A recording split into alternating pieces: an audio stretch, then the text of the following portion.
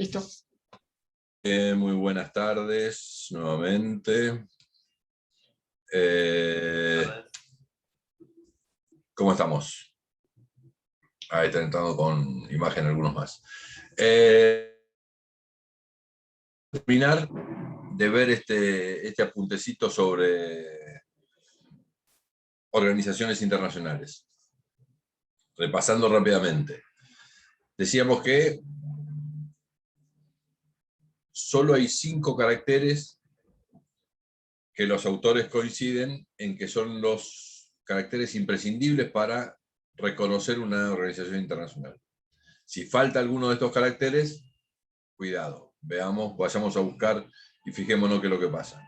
Porque tal vez no estemos en presencia de una organización internacional en términos del derecho internacional, el derecho de la integración.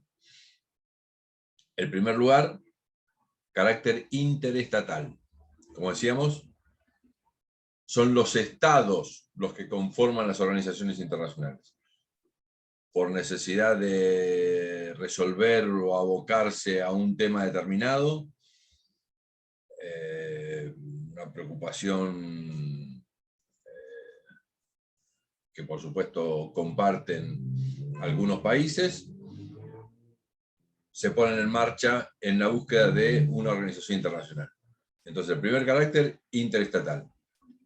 El segundo carácter es voluntario. Como decíamos, los estados forman parte de las organizaciones internacionales en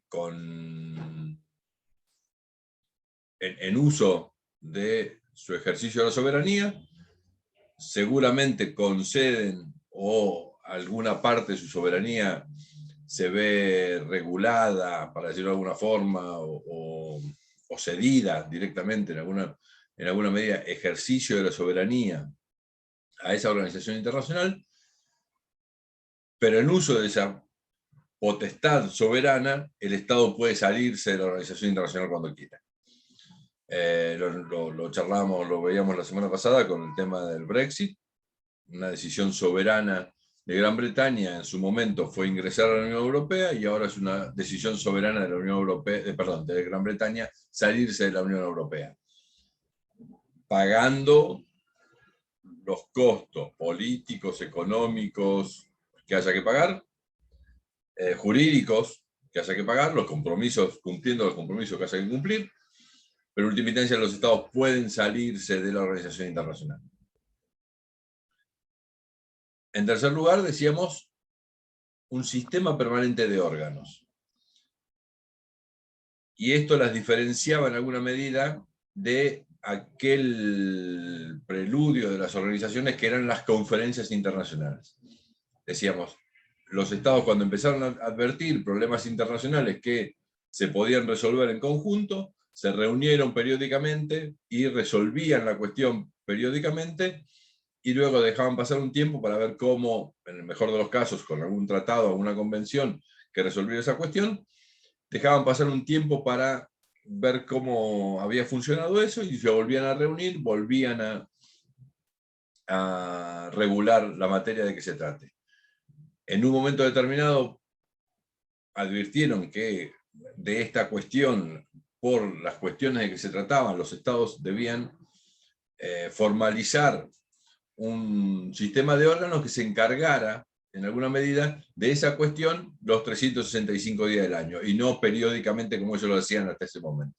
La transformación de las conferencias internacionales en organizaciones internacionales surge a partir de esta realidad, y lo que significa que ahí se constituye un sistema de órganos.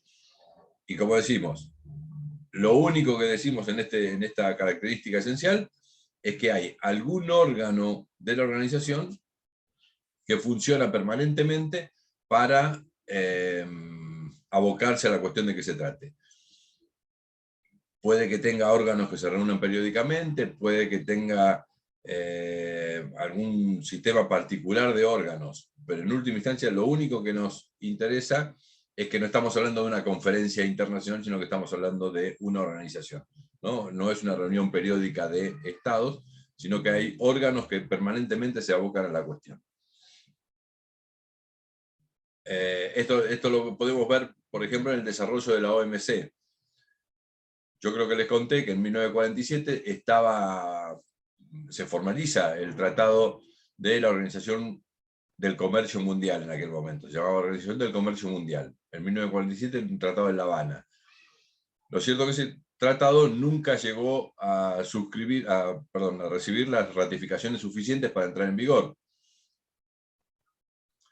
¿Qué se hizo entonces? Se hizo durante un periodo bastante prolongado de tiempo, entre el 47 y el 94, reuniones periódicas, que eran las rondas ¿de qué? Del GATT, lo que se llamó el General Agreement of Trade and Tariff. El GATT era justamente eso, reuniones periódicas de los estados, de los representantes de los estados, para negociar aranceles y comercio. Hasta que en un momento determinado, la cuestión política, la caída del muro, en un montón de circunstancias, posibilitaron que se formalizara la Organización Mundial del Comercio y nuevamente se formaliza la Organización Mundial del Comercio después de Marrakech 1994. Y ahí tenemos un sistema permanente de órganos que es la Organización Mundial del Comercio. Durante un tiempo determinado no pudo funcionar con ese sistema permanente de órganos y funcionó con este sistema de rondas que se denominaba en aquel momento. En cuarto lugar,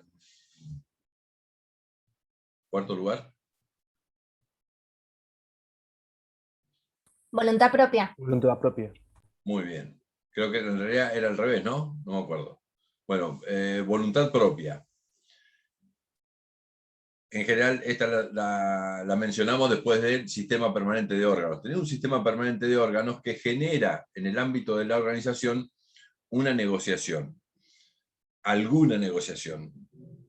Poca, mucha, lo que ustedes quieran, pero hay alguna negociación que hace que la voluntad de cada uno de los estados que conforma esa organización no sea estrictamente, o sea, no se refleje estrictamente en los mismos términos en el producto de la organización, el producto organizacional, para decirlo de alguna forma, en la decisión de la organización. Este producto de salida, como le denominamos output, yo trato de hacer una caja, imagínense ustedes una caja de órganos en el medio, voluntades individuales por parte de los estados que intentan que esa caja se mueva hacia un lugar, y la caja efectivamente se mueve.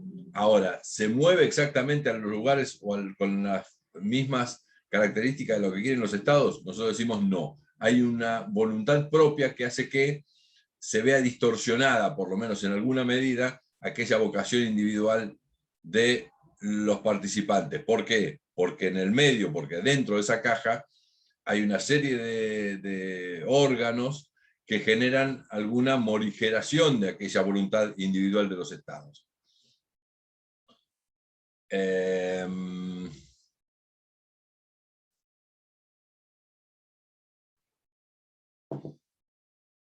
Incluso decimos que este producto decisional es distinto a la voluntad individual de los estados, aún en aquellas organizaciones que tengan un sistema de órganos bastante, en alguna medida,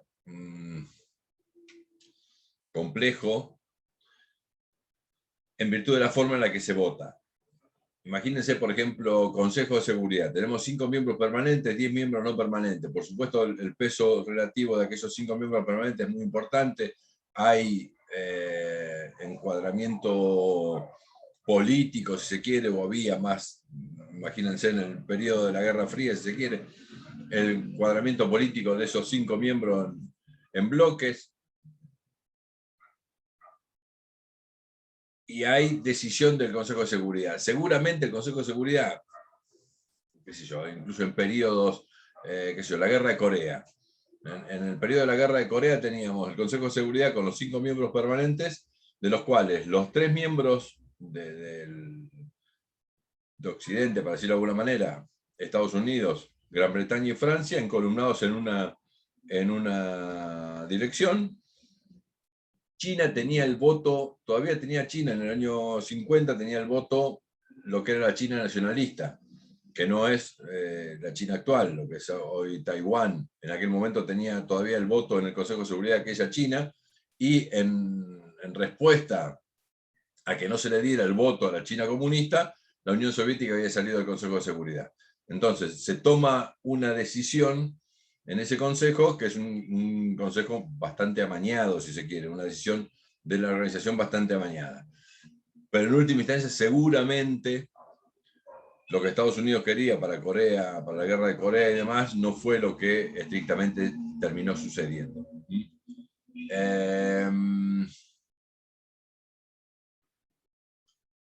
En quinto lugar, decíamos, si quiere, el elemento más complejo es el de las competencias de atribución. Y acá enunciábamos el principio general que nos dice que las organizaciones internacionales solo tienen aquellas competencias que los estados le confirieron al momento de crearlas. Esto lo vemos leyendo las cartas constitutivas de las organizaciones internacionales, el tratado constitutivo de determinada organización internacional. Y sus modificaciones, por supuesto. Los estados pueden modificar, pero en última instancia se va modificando el tratado. Entonces, en principio, el principio general es de que las organizaciones solo tienen aquellas competencias que los estados le delegaron en el momento de constituirse. A esto, la excepción a esta regla, si se quiere, es la teoría de los poderes implícitos. Cuando en algunos momentos, la teoría de los poderes implícitos, como decíamos, tiene raigambre constitucional norteamericana. En aquel momento se discutía si un Estado federado tenía la potestad de generar moneda, de crear su propia moneda, o si esta potestad se había delegado en el gobierno federal al momento de la Constitución. La Constitución parece que no era clara en ese sentido, y se plantea jurídicamente esta cuestión, y la Corte lo que establece es que si lo que se plantea es la unidad y demás de una federación, se debe entender que los estados tuvieron en su vocación la voluntad de transferir a la federación esta potestad, más allá de que no se haya hecho explícitamente. Esta es la teoría de los poderes implícitos. La utilizó la Corte Internacional de Justicia en 1950 en la opinión consultiva sobre las reparaciones, y dijo, si bien la Organización de Naciones Unidas no tiene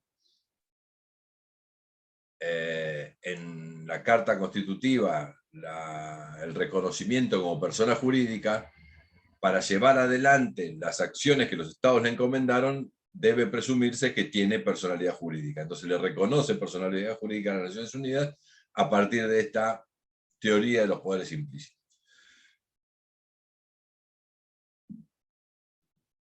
Como decíamos, la teoría de los poderes implícitos fue muy utilizada en el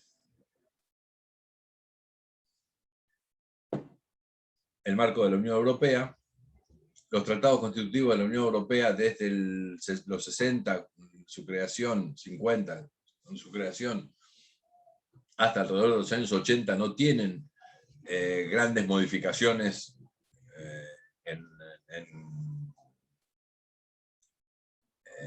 en cuanto al objetivo. En general, desde su nacimiento, el objetivo era el mercado común, que se logra recién alrededor de los 80. Pero claro, había utilizado muy profundamente esta teoría de los poderes implícitos para agrandar la capacidad de la organización internacional, sacándole a los estados facultades. Por supuesto, como decíamos el otro día, los estados en alguna medida eran, en principio por una bonanza económica bastante interesante que hacía que todo fluyera. No había bastante problema, y en algunos casos, como algún autor lo plantea, también podía estar la vocación en muchos poderes ejecutivos de evitar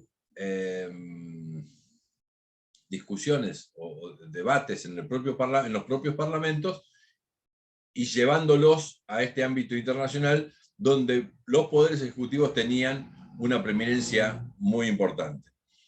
Entonces, el Poder Ejecutivo a veces se veía mucho más tentado a negociar con 6 poderes ejecutivos que podían tener, si se quiere, algunas coincidencias en vistas a esto, al problema de que se trate, capaz que era más fácil discutir con otros 5 poderes ejecutivos, 5 en principio, 8 después de la ampliación y 11 después de la ampliación que se produce en los 80.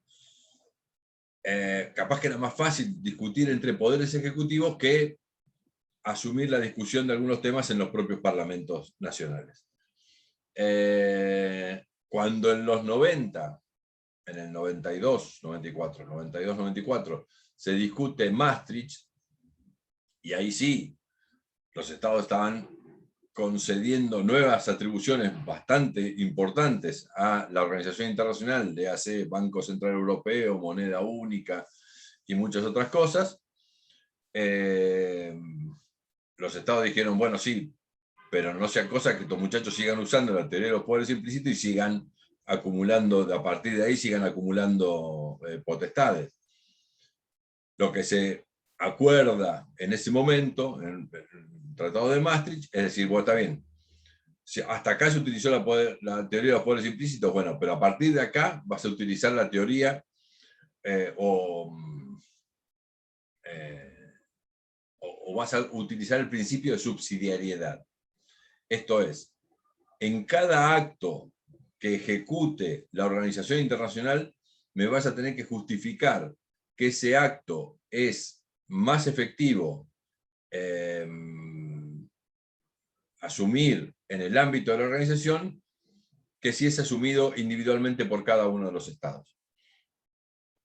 Y después se le da una vueltita más de rosca y dice, incluso si hay que tomar una decisión, se debe adoptar aquella decisión que deje en mayor libertad de funcionamiento o de ejercicio de política a los estados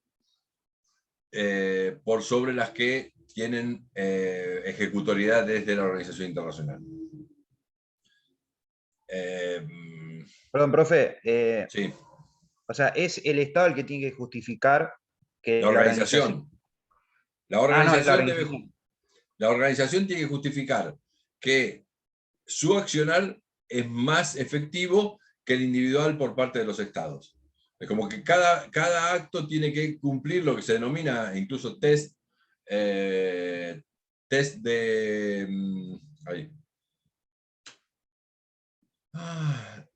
de subsidiariedad, diciéndolo, miren, actúo ahora porque es más efectivo el actuar de la organización que el actuar individual de cada uno de los estados.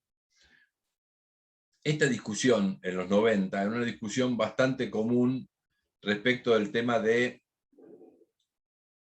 a ver, porque ahí hay un debate que se asocia, que es el de la política y la legitimidad, y dónde es más efectivo asumir las decisiones. El planteo del principio de subsidiariedad, visto desde ese ángulo, es que las decisiones son políticamente más efectivas cuando se adoptan lo más cerca del ciudadano posible. ¿Para qué? Para que el ciudadano tenga conocimiento y pueda tener un control de las medidas. ¿Se entiende? Como que, bueno, la discusión de Europa es una discusión en busca de la democratización del sistema. Como yo decía, desde los primeros años, incluso hasta el 79 teníamos delegados de los parlamentos nacionales, la fuerza de la organización internacional recaía fundamentalmente en los poderes ejecutivos, y esto en alguna medida discutía el grado de democracia de las cuestiones asumidas en la organización internacional. En búsqueda de esta democracia,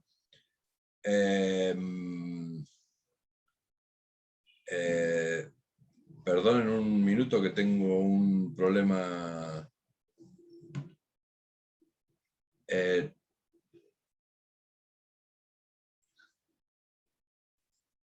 Esperen que tengo un problemita muy... Es un segundo.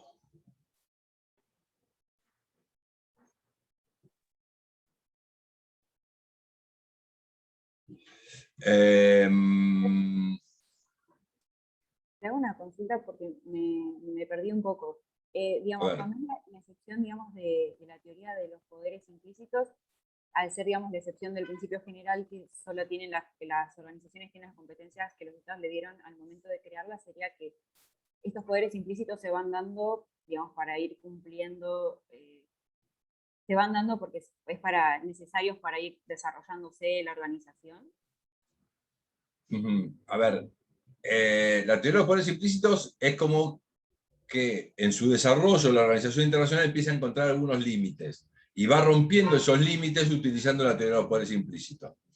En el caso de la Unión Europea era la asunción de temas, como decíamos la vez pasada, investigación empiezan a asumirlo, transporte empieza a asumirlo la organización internacional y no estaba escrito. Bueno, pero es imprescindible para la construcción de un mercado común y va asumiendo temas de esa manera, para lograr lo que los estados le habían requerido. No se iba del marco. La teoría de los poderes implícitos lo que dice es, tienen aquellas atribuciones indispensables para lograr el objetivo para el cual los estados la crearon. El límite sigue siendo el que en este caso no es lo taxativamente escrito, sino que es el objetivo, lo que fija el límite de la organización es el objetivo para el cual fue creado. El problema es que algunas interpretaciones pueden ser muy amplias en este sentido, y cuando se discute Maastricht dice, bueno, paren, pero no sigamos profundizando con el tema de la teoría de los poderes implícitos.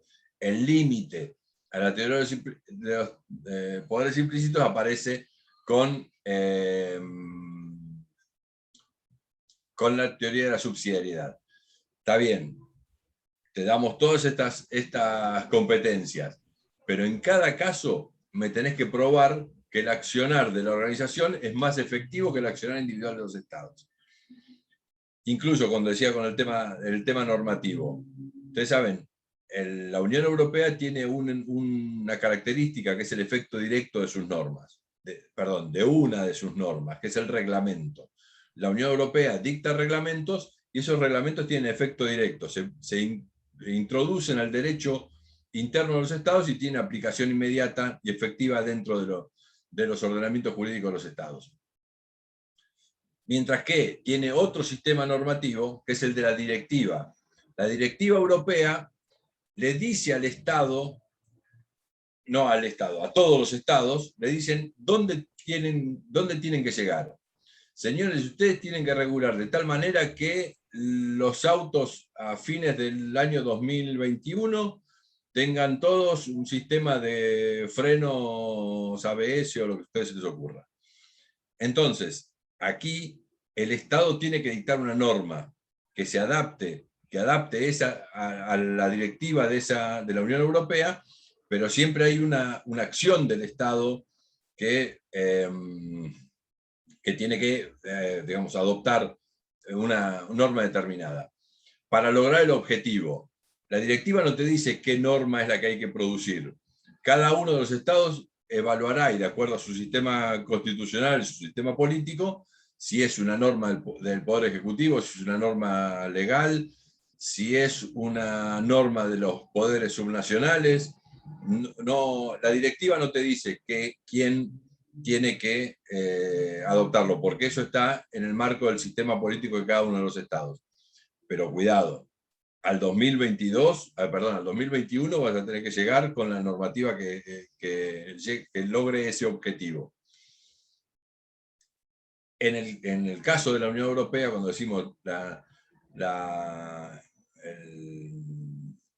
el principio de subsidiariedad, dice las dos cosas. Dice, por un lado, dejar la mayor parte de las tareas en manos de los estados. Y me vas a tener que superar el test de subsidiariedad. Me vas a tener que probar que el accionar conjunto de la organización es más efectivo que el individual de los estados. Y si podés adoptar una norma entre reglamento y directiva, y el objetivo se logra de la misma manera, lo que tenés que adoptar es una directiva que le deja al Estado más accionar para el logro del mismo objetivo. Justamente porque la discusión en ese momento era una discusión de la democracia. Entonces, la idea es cuál es el sistema que mejor representa a los ciudadanos. Y en aquel momento, básicamente, la idea era que se adoptaran las decisiones lo más cerca del ciudadano. Por eso, todo un proceso de descentralización que se produjo en esos periodos,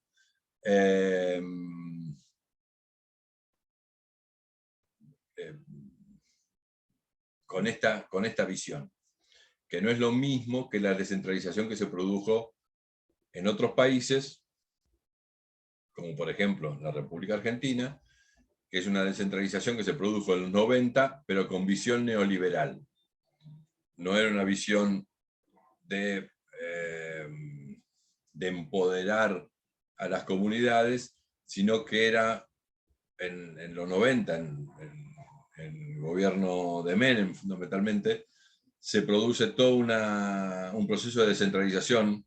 Fundamentalmente se descentralizaron todos los sistemas de salud, se descentralizaron todos los sistemas de educación en el país.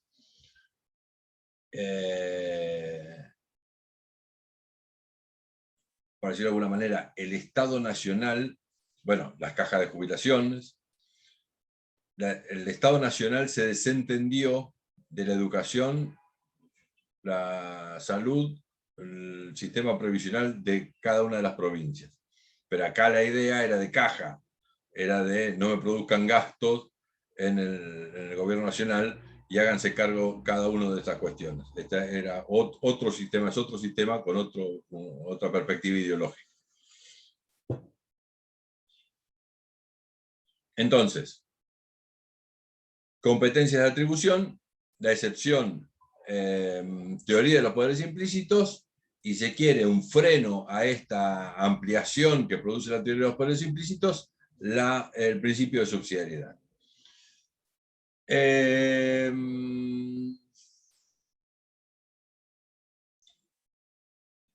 Después de estos cinco características esenciales, aparecen justamente lo que se denomina la libertad de las formas. Después de estas 5 características esenciales, las organizaciones internacionales empiezan a aparecer las diferencias entre los sistemas adoptados por las organizaciones internacionales. Y aquí podemos encontrar muchas diferencias.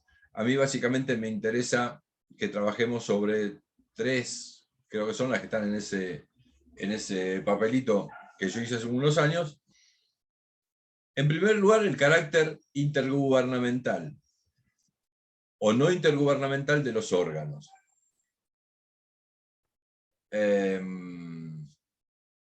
Cuidado con esto, porque como dijimos que se denominaba la primera característica de las organizaciones internacionales,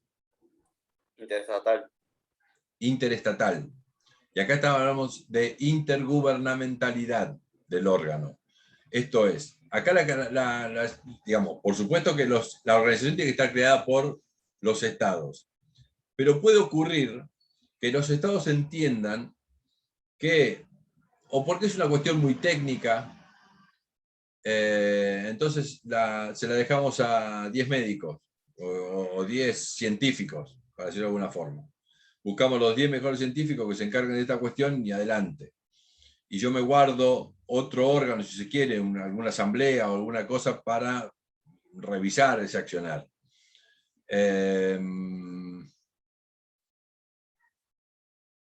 O porque, justamente, o como se advierte en los procesos de integración, que alguien tiene que mirar por sobre el interés de los estados. Entonces se generan órganos no intergubernamentales. Cuando nosotros hacemos un análisis de los órganos del Mercosur, por ejemplo, encontramos que hay Grupo de Mercado Común, Consejo de Mercado Común, Grupo de Mercado Común, Comisión de Comercio. Los órganos decisorios. Los 3 órganos son intergubernamentales. Están representados por los gobiernos. Son los gobiernos los que ponen no solo ponen el hombre, sino que guían al hombre y conducen la voluntad de ese órgano. ¿Esto qué hace? Que por supuesto el interés del Estado está preservado porque tiene un lugar en ese ámbito de decisión. Ahora, en igualdad de condiciones hay otros 3 estados, otros 4 estados que tienen las mismas condiciones y cada uno tira con su interés hacia afuera. Porque cada uno tira para su lado, para su interés. La idea de un órgano no intergubernamental es la idea de que alguien por sobre el hombro de los estados, por sobre las cabezas de los estados, esté mirando el conjunto. Y diga, miren muchachos, si nosotros vamos para allá, puede que le vaya bien a este, pero le va a ir mal al otro. Entonces, que alguien tenga el interés general por sobre el interés particular que tiene esta fuerza hacia afuera. Por supuesto, con vocación de unir y de amalgamar. En el caso de la Unión Europea, claramente hay un órgano no intergubernamental, que es la Comisión Europea.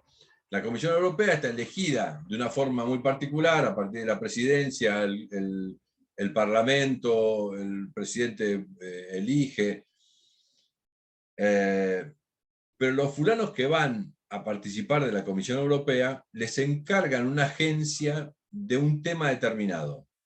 Uno es el comisario de pesca, y así sea francés, español, o británico, o alemán, el tipo tiene que propender a la mejora de la pesca o a la regulación de la pesca de determinada forma que sea digamos, que sea un progreso para el conjunto de la Unión Europea. La mira del tipo no puede estar puesta en el interés del Estado, sino que tiene que estar en el conjunto de la cuestión. Así el comisario de turismo, el comisario de finanzas, el comisario de transporte, el comisario de lo que a ustedes se les ocurran. Lo que le encargan al tipo es un tema determinado y él se tiene que abocar al tema ese. Y, por supuesto, no solo no es propuesto por un Estado, sino que además no puede recibir instrucciones de ningún Estado. Entonces, esa es la idea de que el tipo puede mirar por sobre los hombros de los Estados y ver cuál es el interés general más allá del interés particular de cada uno de los Estados, incluso el de su nacionalidad. Esta es la diferencia entre órganos intergubernamentales y órganos no intergubernamentales. Pero ojo, a ver, hagamos un jueguito. En el ámbito de Naciones Unidas, ¿dónde tenemos órganos intergubernamentales?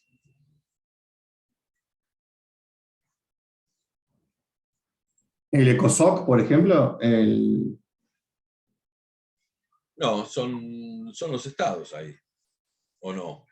¿Cómo se conforma el ECOSOC? por eso entendí intergubernamentales. Sí, por eso. ¿Dónde son intergubernamentales? El ECOSOC sí, pero a ver, más fácil. ¿Dónde está ¿El claramente? Consejo de Vigilancia? No, pero estoy La confundiendo el Asamblea. concepto. La Asamblea. La Asamblea General, en Naciones Unidas, la Asamblea General está representado un tipo que dice Argentina, sentado, y este representa al gobierno de la República Argentina, al Estado argentino, designado por el gobierno, y recibe instrucciones del gobierno y le dice para dónde votar y demás. Lo mismo en el Consejo de Seguridad. Ahora hagamos el ejercicio. Donde no hay o mejor dicho, donde hay un órgano que no es intergubernamental, en el mismo Naciones Unidas, El alto comisionado para los derechos humanos. No, los altos comisionados son delegados del secretario general. Pero dependen de los Sí, estados. no dependen los estados, es cierto. Pero si se quiere, lo más importante, claro, porque en realidad son representantes del secretario general. Pero el secretario general mismo, que es un cargo de la organización, no es intergubernamental. La Corte también. La Corte Internacional igual. La Corte Internacional representa los sistemas jurídicos de todos los continentes, pero nada, son juristas. En general, las cortes, la Corte Internacional, la Corte Internacional de Justicia, la Corte Interamericana de Derechos Humanos, las cortes en general, son juristas y no son representantes de los estados. En algunos casos, como la Corte Internacional de Justicia, tenés posibilidad de ingresar un conjuez en el momento de que se está trabajando algún tema que corresponde, pero en definitiva, la conformación de la Corte no es intergubernamental, sino es no intergubernamental. El secretario general, la Corte, no son órganos intergubernamentales. Y se supone que nada, el secretario general lo ponen ahí, en general tiene nacionalidades raras, ¿vieron? Luego es coreano, era, no, ¿qué era? No era coreano. Tailandés, no, ¿qué nacionalidad era? Hoy no me acuerdo ni quién es. Si no es sueco, era de estados pequeños. ¿Por qué? Porque en última instancia lo que se privilegia es una persona, la trayectoria de una persona determinada. Profesor. Sí. Sí, ¿qué tal? Creo que no entiendo bien. Cuando hablamos de órganos no intergubernamentales, ¿qué estamos hablando? ¿De órganos que están por encima del Estado como para ver el objetivo general, como algo supranacional, que esté encargado de encaminar las cosas si se desvían por los intereses propios de los estados? ¿O por dónde va? Pues no lo veo. En general se denomina, digamos, se denomina supranacionalidad orgánica. Esto es, órganos que no responden a la lógica de los estados. Y de hecho, no pueden estar conformados por delegados de los estados desde ya, y tampoco pueden recibir instrucciones, tienen prohibido recibir instrucciones por parte de los estados. Esto es lo que hace la no intergubernamentalidad. En general, en el artículo no está puesto como supranacionalidad orgánica. El tema de la supranacionalidad está tratado al final del artículo, pero en última instancia esta es la idea. Supranacionalidad orgánica significa en alguna medida que vea, que tenga en vista el interés general y no el interés particular de los estados. ¿Quedó más o menos? Sí, gracias. Entonces, la primera característica es cómo conformamos los órganos. ¿Con intergubernamentalidad o conformamos algún órgano intergubernamental y conformamos algún órgano no intergubernamental? Esto por una parte. En segundo lugar, nos interesa ver la forma de adopción de las decisiones. Esto es, cómo se conforma la voluntad propia de la organización.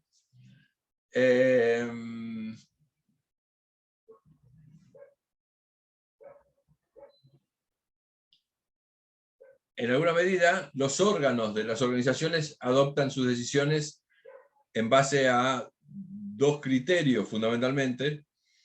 Uno es el de la unanimidad y el otro es el de la votación, la forma de concebir la voluntad de la organización por unanimidad o por votación. En primer lugar, unanimidad quiere significar esto. Tengan cuidado, unanimidad es todos los miembros presentes y todos los miembros votando afirmativamente. Esto es unanimidad. En segundo lugar, decíamos votación. Ahora, aquí entramos en los 1000 esquemas de votación que a ustedes se les puede ocurrir. Votación de un estado, un voto. Votación calificada en términos de alguna cuenta. Votación que requiera algún porcentaje determinado de algo. Y acá lo que se les ocurra y lo que les ocurra existe. Por ejemplo, el Consejo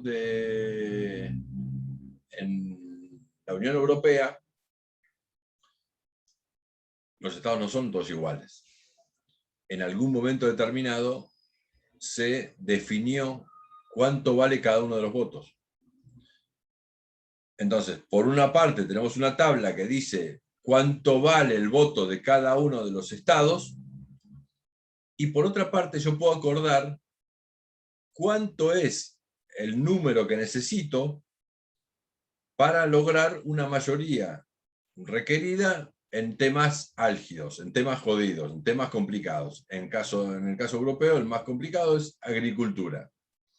Entonces, para los temas de agricultura yo necesito una cantidad de votos que me reúna una mayoría muy significativa de la tabla esta que me dice cuánto tiene cada uno de los estados. Tal vez no para transporte, entonces la medida de transporte yo la puedo tomar con una mayoría menos calificada de esta tabla, pero así pueden jugar, y esto se acuerda en un momento determinado, y dice, che, negociemos, bueno, ¿cuánto? Mi voto vale 9, tu voto vale 8, no, el mío vale 7, el otro vale... Entonces, son cuentas que se hacen con las dos tablas, ¿no? Por un lado, la tabla que adjudica números a cada uno de los estados, y por otro, cuánto necesito, cuántos números, qué número de esa tabla necesito para conformar mayoría en temas que sean complicados. O puedo decir, bueno, para todos los temas normales necesito una mayoría, y para aquel necesito una mayoría mejorada. El otro día citábamos el Fondo Monetario Internacional. ¿Cómo adopta su decisión el Fondo Monetario Internacional? Con el valor, mejor dicho, el número, la cantidad de votos que tiene cada uno de los estados está determinado por el aporte que cada uno de los estados hace al fondo. Con lo cual, los países centrales tienen mayor incidencia en esa forma en ese esquema de votación que los países deudores, por supuesto, lejos. Entonces, no es un país un voto. Asamblea General es un país un voto. ¿Por qué? Porque se determinó y se acordó en su momento de esa manera. Consejo de Seguridad es un país un voto, pero tenemos 5 que son especiales, 5 votos que son especiales. Los 5 miembros los 5 miembros permanentes del Consejo. Pero a esto le podemos dar las vueltas que a ustedes se les ocurra, porque fundamentalmente es materia de negociación. Cuando se conformó el Parlamento del Parlasur, el Parlamento del Mercosur, se adoptó la idea del Parlamento y después se empezaron a negociar el tema de los montos, los cuantos. Si nosotros imaginábamos una cuenta fácil de decir, bueno, un parlamentario cada millón de habitantes. Teníamos un parlamento de 250 brasileños, no, 218 brasileños, 40 argentinos, 10 uruguayos, son 10 millones los uruguayos más o menos, creo que son, 10 y 12 los paraguayos. Se imaginan que nadie iba a querer participar en donde tenga esa diferencia de cantidades. ¿Y qué pasó? Se acordó un número. Se acordó un número que déjenme hacer cuenta, me parece que son 70 brasileños, 44 argentinos, 20 y pico, 22, 20 uruguayos y 20 paraguayos, una cosa así. Un número. ¿De dónde sale ese número? Del acuerdo. Si ustedes averiguan, algunos se habrá sentado a hacer la cuenta. Bueno, ojo, y tenemos ese número de parlamentarios y después tenemos la cantidad de votos que hace falta para asumir en el ámbito del Parlamento una decisión determinada.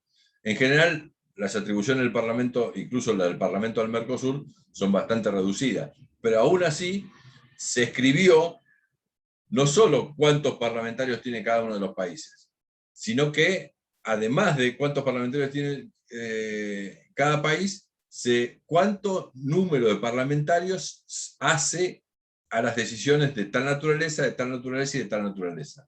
Se requieren, porque por supuesto no pueden ser los 70 brasileños que me impongan una norma, o un proyecto de norma en este caso, en contra de los otros 3 países.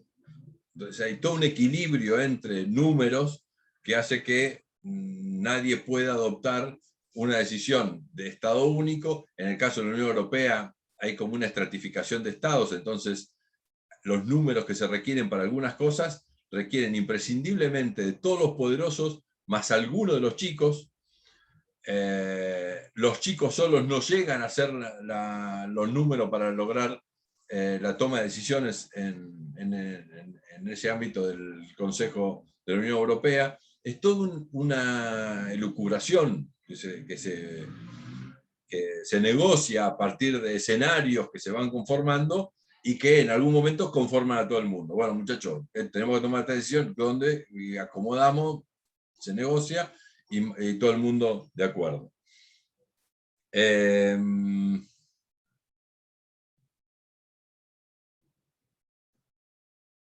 tenemos unanimidad y votación. La votación, ya les digo, la mayor libertad en los sistemas de votación que a ustedes les puede ocurrir. Lo que tenemos que tener cuidado es que en algunos casos se adoptan decisiones por consenso. Y esta es una cuestión muy técnica que incluso en algunos tratados internacionales llama la atención que se utilice con liviandad. ¿Qué es el consenso? El consenso es una salida que se adoptó en un momento determinado en las discusiones internacionales, justamente porque no se llegaba a algún acuerdo definitivo. Lo que tenemos que tener en claro es que en el consenso existe la posibilidad de votar. Por eso yo dije, hay solo dos caminos, la unanimidad y la unanimidad y la votación. En el ámbito de la votación, yo de acá de la votación salgo con la posibilidad del consenso. No existe el consenso cuando se requiere unanimidad. Cuando se requiere unanimidad, se requiere a todos los participantes sentados y votando afirmativamente para comprometer a la organización. Esto no es consenso, esto es unanimidad. Todos tienen que votar afirmativamente la norma para que salga. El consenso lo derivo de un sistema de votación. Pero ¿qué pasa? El consenso es en general, es una propuesta que el jefe de la organización, el secretario general de una organización determinada, que se está debatiendo en general con muchos participantes, sabe que se puede votar. Tanto él como los representantes de los estados saben que se puede votar. Pero ¿qué pasa? En general, cuando se requieren mayorías, las mayorías son de pobres. La minoría de los estados son los poderosos. Cuando se discute alguna propuesta que enfrenta a estas posiciones, ojo, puede ser otras alineaciones, este-oeste, imagínense en su momento y demás, se genera una negociación y en un momento determinado, el que está a cargo de la asamblea o del ámbito de discusión dice, la propuesta es esta, el consenso arribado es este, y todo el mundo aprieta los labios y se asume la decisión. ¿Qué podría haber ocurrido? Que se votara, porque en el trasfondo de la cuestión siempre está la posibilidad, en el consenso está la posibilidad de votarse, y de votarse y de asumir la posición de que esa votación comprometa a la organización internacional. El problema ¿cuál puede ser? Que si yo logro los números suficientes, o tengo una mayoría ajustada, no puedo imponer la norma que a mí se me ocurra. Y mejor dicho, y del otro lado, los que están perdiendo, están advirtiendo, pueden ser más poderosos o no, están advirtiendo que si se quedan afuera de la negociación, se puede radicalizar más la norma o el acuerdo de que se trate. Entonces, tienden a unificar las posiciones lo más que se pueda, todo el mundo aprieta los dientes y la decisión termina saliendo por consenso.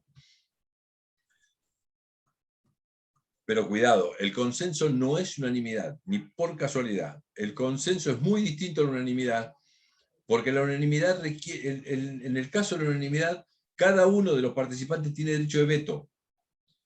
A ver si queda claro. Si yo participo en un ámbito que se requiere unanimidad, mi voto es imprescindible para que la decisión salga, con lo cual yo tengo el derecho de veto.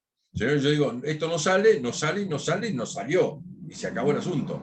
En el caso de los sistemas de votación, yo puedo encapricharme mucho, pero la decisión sale igual, con mi voto en contra, pero sale y se adopta la decisión igual. Entonces yo negocio de tal forma, a tal extremo, donde hago de la resolución o la decisión de esa organización, hago lo más ajustado o lo más cercano a mi pensamiento que pueda. ¿Se entiende? Siempre está... ¿Qué sería? Perdón. Profe, Sí. perdón. ¿Qué sería? Sería una negociación en la que todos ceden algo y la decisión termina saliendo con un poquito de cada uno, digamos. Sí, básicamente. Todo el mundo, digamos, por supuesto, ni los que ganaran, si se produce la votación, ellos saben que si se produce la votación, ellos ganan. Pero tampoco les convence dejar afuera a una parte importante de esa organización. Entonces, ellos saben que ganan. Entonces negocian por supuesto desde otra posición, negocian desde el poder. Miren muchachos, yo te corro con que, bueno, mañana votamos, porque yo tengo el número para sacarlo. Ahora, desde la otra posición, negocian de tal naturaleza y el otro negocia desde de la minoría. No me dejes afuera, nosotros podemos hacer cualquier cosa, o dejamos la organización, o debilitamos la posición de la organización, vos podés, los argumentos que se te ocurran. Se acercan la negociación y, por supuesto, la decisión no va a ser lo que los que pudieran ganar llevan adelante, pero por supuesto va a estar más cerca de esa posición y con los otros comprometidos, con los que están perdiendo adentro de la bolsa. ¿Quedó más o menos? Perdón, pero lo que quiere decir eso entonces es que no suele haber votos en contra. En el consenso no. En el consenso no hay votación, si se quiere. O sea, Todo el mundo aprieta los dientes y la decisión sale. Pero aquí, si estamos hablando de un sistema con votación, quiere decir que hay un momento de negociación en el cual todo se negocia, todos Sí. terminan acompañando la norma, todos terminan Exactamente, acompañando, sí. pero saldría, entre comillas, por unanimidad, sabiendo que no es unanimidad, pero quiere decir, Sale todos por terminan... consenso, cuidado, hablemos como Sí, ya sé, corresponde. pero el consenso sería todos, o sea, no, el consenso sería están todos votando a favor luego de una negociación. Sí, O sea, la norma saldría igual si alguien vota en contra, pero no Sí. suele haber gente que vote, o países que voten en contra, no suele haber. el consenso es esto de que todo el mundo dice, bueno, vamos, todo el mundo comprometido y todo el mundo vota a favor. Y si no hubiese consenso, la norma sale igual. La norma sale, puede salir más radicalizada en función de los que querían una cosa superior, pero lo que se logró es que los otros también acompañaran. ¿Se entiende? Que la minoría acompañe. Se logra que la minoría acompañe la decisión. La minoría, que en muchos casos son países muy poderosos, con lo cual hay interés en que estos estén adentro de la decisión.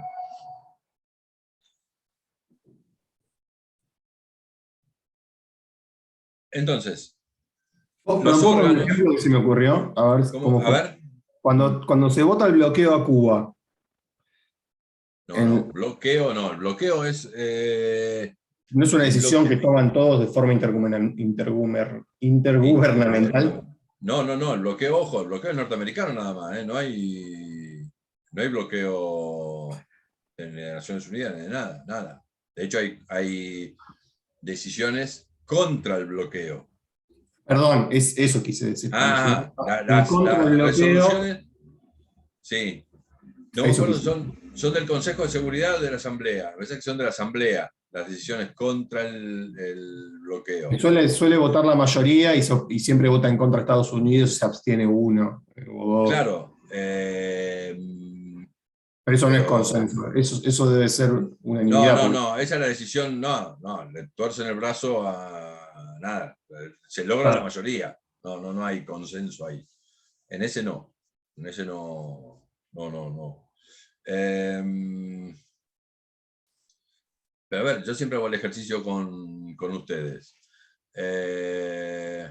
Imagínense que yo los divido, o nada, yo les hago una propuesta.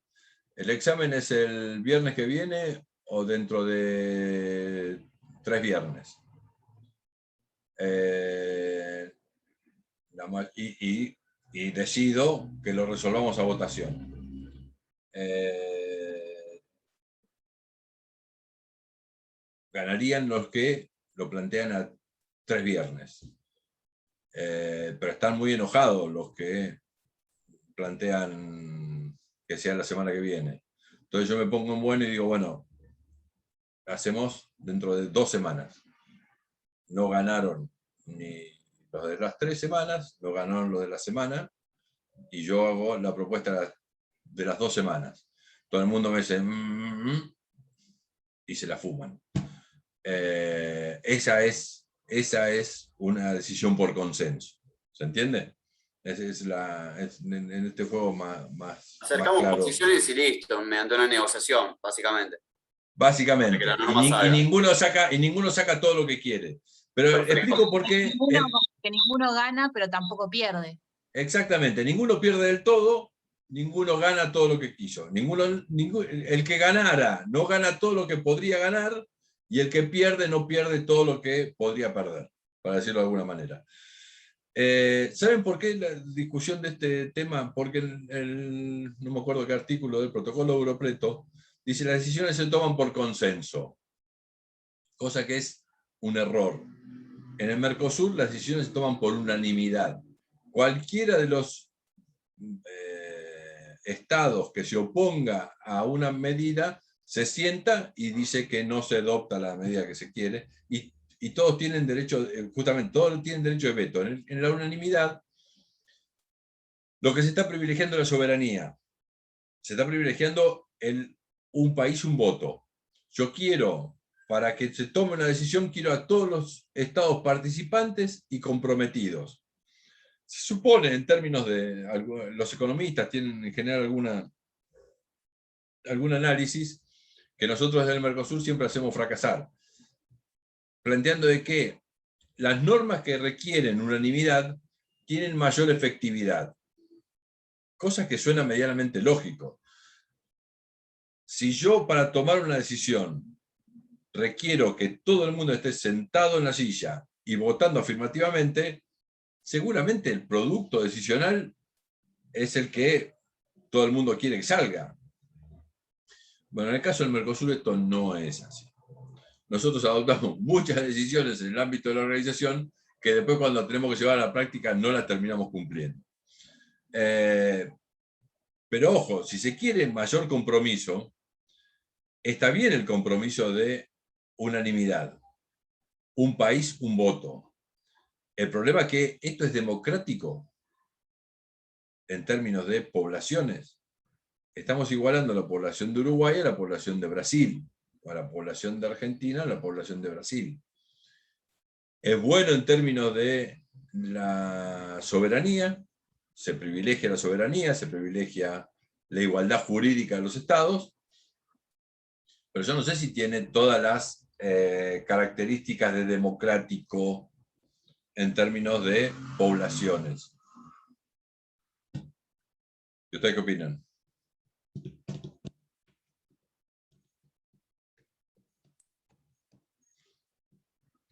No importa mucho que sea democrático o no. Un Estado, un voto. Se acabó el asunto. Es que depende si se ve como... A ver, si es un conjunto de soberanías que forman un nuevo órgano, es un Estado, un voto, pero si se lo analiza como... No, siempre es un conjunto de soberanías que hacen Pero una por eso digo, organización yo internacional. tengo cantidad de soberanías y votan. Ahora, si yo lo que analizo es el bienestar de la población de ese grupo, de esa zona geográfica o de ese conglomerado de estados, es diferente, obviamente, el que tiene 100 millones de habitantes es lo mismo que el que tiene 1 millón. Pero eso ya me imagino que es un tema de cómo conformaron cómo iniciaron el proceso de integración. O sea, En general, se inicia el proceso de integración con mucha desconfianza, por supuesto, porque imagínense que no hay... En Europa se denominó crisis de la silla vacía. En el 60 y... 66, 65, 66, los 6 estados que habían originado la Unión Europea, mejor dicho, la Comunidad Económica Europea en aquel momento, dice, bueno, basta. Los estatutos establecían la posibilidad de votación desde el primer día, pero siempre se habían adoptado las decisiones por unanimidad. Y en un momento determinado dice, bueno, muchachos, vamos al sistema de votación por, como dicen los estatutos, que exista la posibilidad de votación. Y Francia dejó vacío su representación en la Unión Europea durante 6 meses, 8 meses, una cosa así, que fue toda una crisis de la Unión Europea, ojo, estamos hablando de su antecedente, ¿no? La Comunidad Económica Europea, porque justamente Francia no quería perder la posibilidad de vetar cada una de las decisiones. Después se flexibilizó, y después avanza. Pero en aquel momento se llamó la crisis de la silla vacía. Durante 8 meses, creo, 10 meses, no sé cuántos meses estuvo vacío el lugar de Francia porque no quería ocuparla. Creo que era el gobierno de Gaulle. 60, 64, 65, o una cosa así. ¿Puede pasar que estas dos formas se encuentren las dos formas dentro de una organización? Por ejemplo, que para ciertos temas sea unanimidad y para otros temas la votación. Absolutamente. Sí, señor. Sí, señor. Exactamente. Muy, muy piola. O podemos tener un órgano que requiera unanimidad y un órgano que requiera que posibilite la votación. Lo que se les ocurra, en este sentido, lo que se les ocurra. Ya ven, el antecedente de la Unión Europea tenía escrito la posibilidad de votación y el ejercicio político de la realidad era que se votaba por unanimidad, que esto generó la crisis en el 66. Fíjense, escrito decía una cosa, y el ejercicio político, el funcionamiento político de la realidad era que no, todo el mundo adentro, todo el mundo votando, y eso generó la crisis del 66.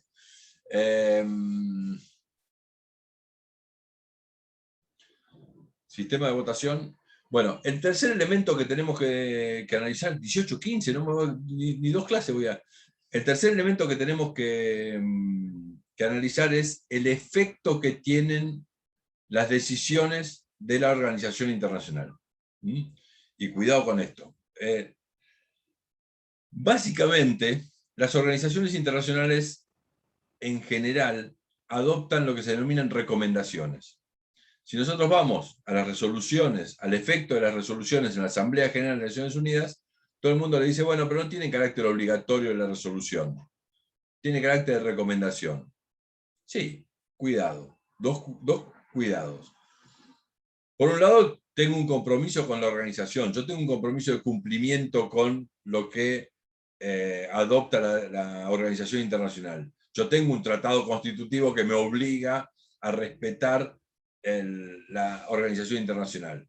Puedo estar incumpliéndola si sistemáticamente le digo que no a las resoluciones de esa organización internacional. Esto por un lado. Más allá de que sean recomendaciones. Si yo le digo, me recomiendan ir para el sur y yo voy para el norte, me recomiendan ir para el sur, yo voy para el norte, me recomiendan ir para el sur, yo voy para el norte, resulta que no estoy obedeciendo el deber de obediencia que tenemos para con la organización. Obediencia, más que nada, de lealtad para con la organización.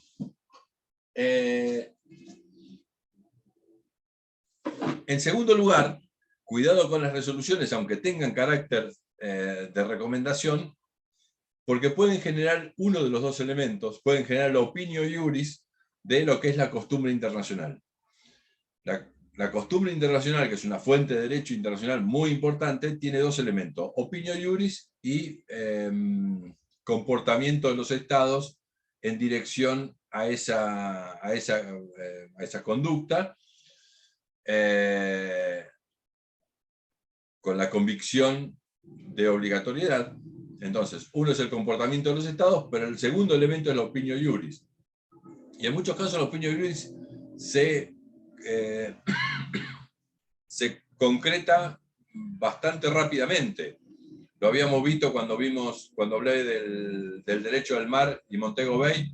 Los principios de Montego Bay que se escribieron recién en Montego Bay, lo único que hizo Montego Bay fue describir principios que los estados ya estaban respetando desde antes, con lo cual ahí se conformó el segundo elemento, la opinio iuris, del comportamiento de los estados.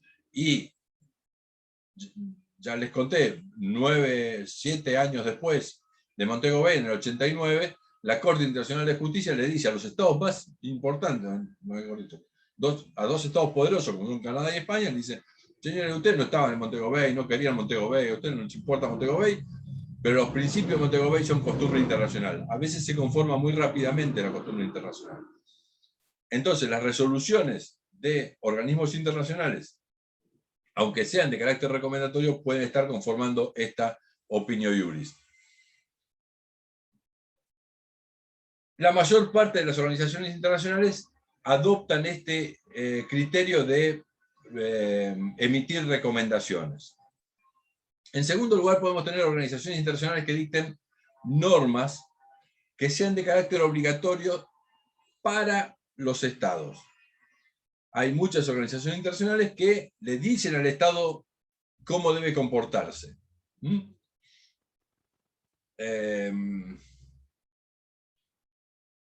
Incluso, imagínense lo que decíamos antes de la directiva. La Unión Europea le dice a cada uno de los estados: señores, tienen que lograr tal objetivo normativo en el transcurso de los próximos 2 años, una cosa así. La norma está dirigida al Estado, no está dirigida a los particulares. En última instancia, después veremos si tiene algún efecto para los particulares el día de mañana, pero en última instancia, y lo que va a tener efecto, en general, lo que va a tener efecto para los particulares es la norma del Estado. No esta directiva que la Unión Europea emite.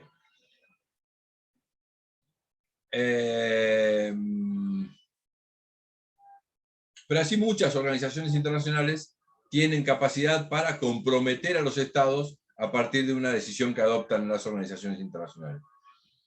Y por último tenemos una pequeña cantidad de organizaciones internacionales que adoptan normas o cierto tipo de normas que pueden obligar no solo a los estados, sino a los particulares dentro del estado.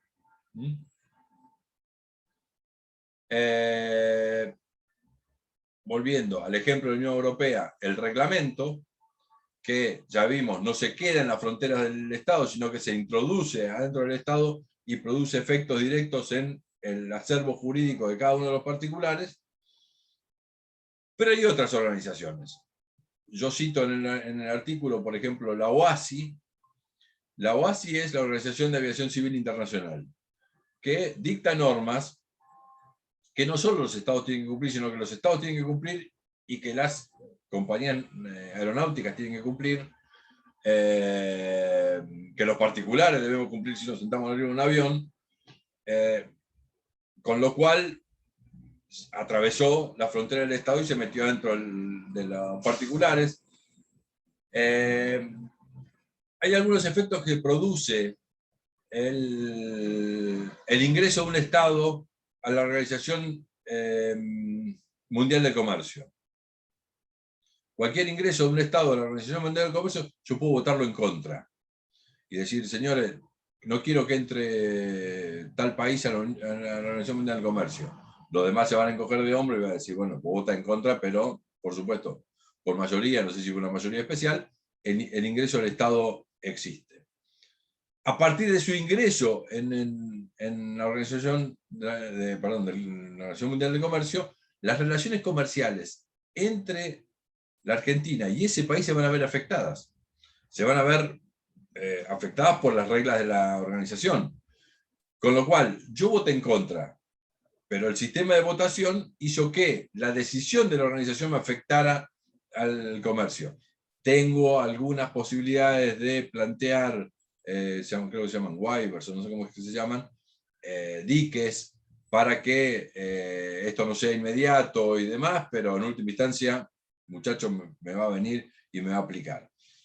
Esto quiere decir que hay, bueno, el capítulo 7º de la Carta de Naciones Unidas. El Consejo de Seguridad de las Naciones Unidas tiene facultad para dictar normas que pueden afectar al interior de los estados. Esto es, está comprometida la seguridad, la paz y la seguridad internacional. Los estados no pueden venderle armas a un sector determinado de la población de tal país. Y nada, esa norma es obligatoria para los estados, por supuesto, pero también es obligatoria en el interior de los estados. Por eso lo que digo, lo que en última instancia quiero ejemplificar, es que los estados pueden acordar cuál es el efecto de la decisión de la organización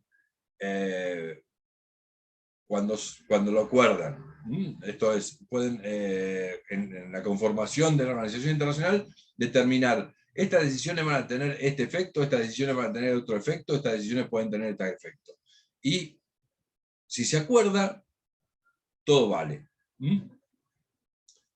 18:23, no de más.